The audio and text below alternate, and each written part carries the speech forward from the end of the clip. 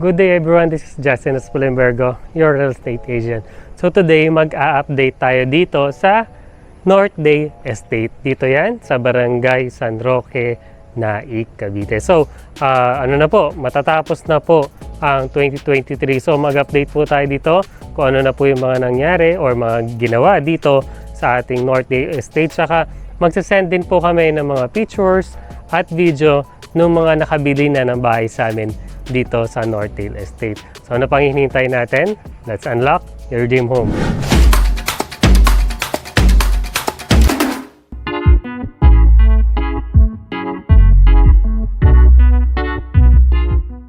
So start na po natin yung ating update dito sa Northdale Estate. So ito nga po, mapapansin nyo po yung ating model unit. Gawa na po siya. So pwede na po natin siya i-visit anytime. At ito nga po yung kabuuan ng subdivision natin. Almost finished na po siya. So start po natin dito sa ating main road or dito sa highway. Mula highway po hanggang Northdale Estate yan po. Nakita na po masementadong part na po siya. Tapos may part na rin po na hindi pa nasa sementohan dahil dinadaanan pa nga po siya ng mga truck. So lupa pa po siya. So gagawin pa po yan ng tulay dyan sa bahaging unahan ng ating subdivision. Tapos dito nga po sa pinaka left side ng ating subdivision, napansin nyo naman po na almost finished na po yung block 21 up to block 27. So yan po, nililinis na lang po yung mga unit na yan. Nakita nyo naman po, finish na po siya. Tapos din naman po sa ating right side, ito naman po yung block 1 up to block 17 po.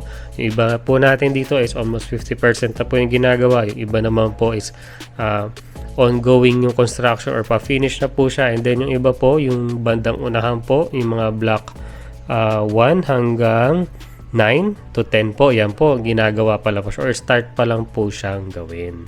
Yan po yung update natin dito sa Northdale Estate. So punta naman tayo doon sa part. Syempre, papakita ko sa inyo yung ating model unit.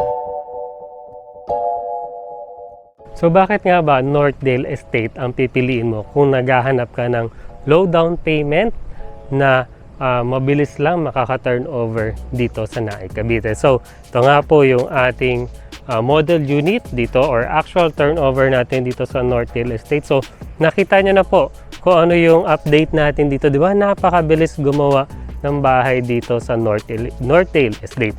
Marami po tayong available na units dito at marami pa pong soon to open na units na i-open po dito. So napansin nyo naman po, di ba, na napakalapit na lang sa highway.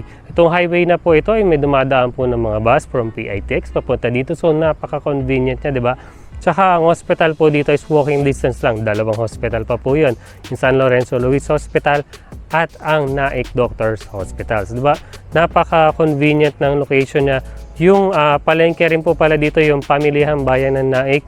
Napakalapit niya lang din. Wala pa pong 1 kilometer. So napakagandang palengke po niya dahil napakalaki niya. Kumpleto tayo ng mga kailangan mo. At saka po yung mga school dito, may walking distance lang din po dito na San Roque Elementary School. Kung sa elementary po, sa private at public po, marami pong malapit dito sa location na to. So, hindi ko na po papatagalin. Start na po natin yung tour natin dito. So, for the typical 36 square meter na lot area po, so ito po yung size niya. Mula dito po sa mga damo, yan, hanggang dyan po siya, mula dito po. Yan, so mula dito po hanggang dyan yung pinaka inner unit natin. Ganyan po ang kakalabasan ko. Kung corner unit ka naman, syempre, may malaking space ka sa gilid. Depende na yon. So, iba-iba po ang size ng mga corner unit natin dito. So, pansin naman po natin yung ating facade. So, sa facade natin, basic lang po siya at syempre modern as well yung design natin dito. Syempre, yung color palette na ginamit nila dito sa model na to is napakaganda dahil nga, di ba, ano siya, yung may pagka-modern vibes talaga itong Northdale Estate dito sa Naik, Cavite. So yung Poso Negro po pala natin, dito rin siya matatagpuan sa unahan. So usually po, yung mga nakakabili ng bahay sa amin dito sa mga past project nila, usually yung ginagawa nila, ina-extend nila yung bahay hanggang dito. It's either yung iba ginagawa gate lang, pwedeng pocket garden, or pwede ring parking space kung meron kang motor. Yan, pwedeng kasya-kasya naman yung motor dito eh. Tapos po, yung iba naman po, ginagawa nila extension, pwedeng tindahan, mga ganun po. So, nasa sa inyo na po yan kung anong gusto nyo gawin dahil di naman po ganun kahigpit dito sa Northdale Estate, pwede nyo po gawin yan. So, start na natin dito, syempre sa ating pintuan. Ang pintuan po natin dito is, ano po siya, flush metal door or gawa siya sa bakal. Ang maganda dito, nung hamba niya rin, ganun din po, gawa rin siya sa bakal. So, di ba, napaka-quality nung gawa, nung ginamit nilang material. Tapos, meron din po tayong cement awning sa taas, syempre, para hindi masyadong nababasa yung ating pintuan. Tapos, ang mga bintana natin dito sa unahan is aluminum encased na sliding window po. So, tuloy na po tayo sa loob. So, welcome po dito sa ating actual turnover. So, this is the actual turnover po para dito sa ating Solino model na 36 square meter na lot area at ang floor area is 42 square meter. So, mapapansin naman po, basic finish po upon turnover siya. Cement finish po tayo dito sa walls, painted na rin po siya na white. So, yung theme na color na lang yung gusto nyo. For example, gusto nyo ng light gray, papatungan nyo na lang yan. So, this will be the living space. Yan, malaki po yung living space natin. Mataas po yung ceiling natin. Napapansin nyo may parang metal siya. Yung tawag po dyan is metal deck po. So, buhos po siya. Tapos, ang pagkagawa pala ng bahay dito is conventional. That is yung traditional way ng paggawa ng construction ng bahay. That is, ano na po siya? Hollow blocks po. Yan, kung saan na ito, hollow blocks. Tapos, may mga poste po tayo, mga buhos. Tapos, yung pinaka-second floor nga rin po is buhos din siya. Tapos, siyempre, papansin nyo naman, di ba? Marami siyang biga. Alalaki ng biga nila dito. So, quality po ang paggawa nila dito sa unit na to. So, moving here sa ating staircase. Sa ating staircase, mapapansin niya, yung pinaka-frame niya po is gawa siya sa bakal. Tapos yun, solid na bakal po ito. Tapos yung mga step po ninyo is concrete po siya or buhos siya na semento po. Yan. So, ang pwede nyo gawin dyan, syempre, lagyan nyo na lang ng vinyl tiles or yung tiles mismo, pwede nyo patungan to. Yan, yung mula dito, paikot, pag ganyan, pwede nyo gayahin. Or isa pa, ito parang pwede nyo, bigyan ko yung idea na pwede nyo gawin dito. Para hindi takaw space yung TV nyo, pwede mong ipasara to.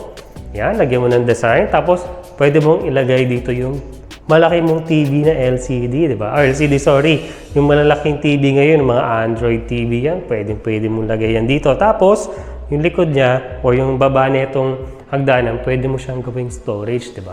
So, dito yung pinakapintuan niya. Storage space, di ba? Napaka-space saver yan. So, ang gagawin mo na lang dito sa pinaka-living mo, yung pinaka-sofa mo na lalagay, saka yung table. So, dito naman tayo moving here sa ating kitchen.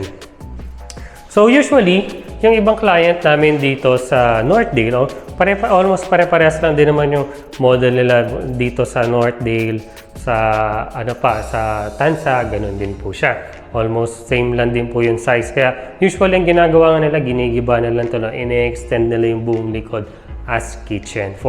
Pero sa actual turnover nga natin, basic finish po tayo, cement finish po tayo dito.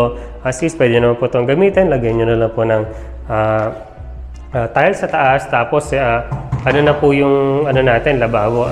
Na po siya, stainless steel na po siya. Tapos, syempre, naka-ready na po yung para sa mga faucet. Mapapasin nyo rin po dito sa unit natin, yung mga outlets natin, yung switches, wala pa po nakalagay. Di ba, last na po nilang nilalagyan upon turnover. So, punta na po tayo dito sa likod na bahagi ng bahay. So, napansin nyo dito sa likod, napakaluwag niya, di ba? So, tapos po yung mga pader na ito, kasama na rin po ito upon turnover. So, napansin nyo, maluwag po siya. Pwede nyo gawing isa pang kwarto kung gusto nyo, or pwedeng gawing extension ng kitchen, tapos laundry space. Banda dito, ito pwede nyo gawing laundry space to. Tapos yung sa kabilang side dyan, kitchen, di ba? Pwede nyo rin gawin yan. So, nasa sa inyo na yan kung anong design yung gagawin nyo dito. So, ganun din po yung sa likod.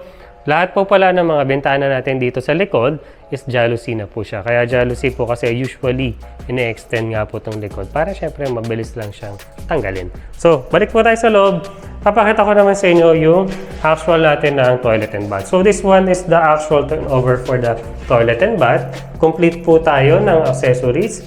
May toilet with water flush, tapos yung wall hang lavatory. Ang wala lang po, syempre yung tiles. Rough finish po siya, so palagyan nyo na lang po ng tiles dito. Tapos painted naman itong taas. Mataas din po yung ceiling natin dito. Tapos yung pintuan po pala natin dito is PVC na po siya. As well as the hamba, PVC or gawa siya sa plastic. So, iwas tayo sa bulok. Akyat naman tayo sa taas, pakita ko sa inyo actual natin. So, dito nga po sa staircase natin, bago tayo umakyat, pakita ko muna sa inyo kung gaano kalapad yung staircase na to. Malapad po siya, almost 1 meter po yung size na itong staircase natin. Tsaka napansin yung staircase natin, malalapad po siya. So, kung magkakasulubong ka ng ibang tao dito or ng kapatid mo or ng anak mo, hindi na kayo magkakaproblema dahil maluwag siya. Tapos, ang kagandahan din dito, may bintana dito na fixed window sa taas. So, usually, di ba, kino-close natin dito for the room sa area na yan. So, kung wala tong window na to, madilim, di ba? So, okay to dahil meron nga tayong bintana dito. Kahit umaga, hindi nyo na kailangan magbukas ng ilaw. So, move na tayo po dito sa ating outer turnover sa second floor. So, ito yung pinakalikod na bahagi ng ating second floor.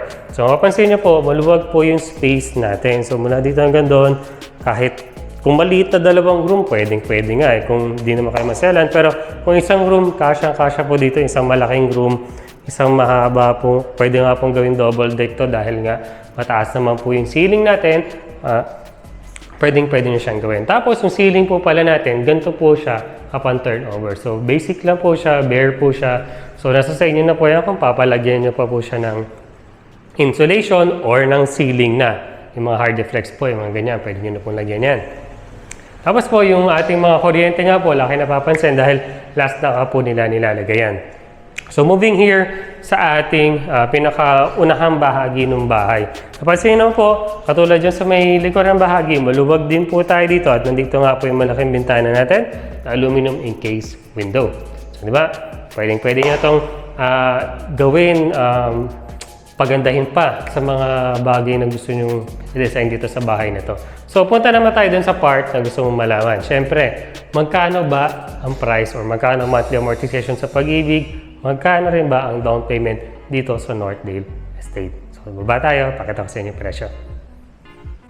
Yan, I hope nagustuhan mo itong napakagandang property na to dito sa Naik. Kung interested ka, ito yung presyo niya. So, i-flash ko na lang po yung price niya dito. Yan, so ito po yung price niya. Diba, napansin nyo, ang baba lang ng down payment niya at pwede nyo pa siya bayaran monthly. At ang ating reservation fee po ay nasa 5,000 pesos po. Yes po, 5,000 pesos na lang po, mare-reserve mo na itong napakagandang bahay na to.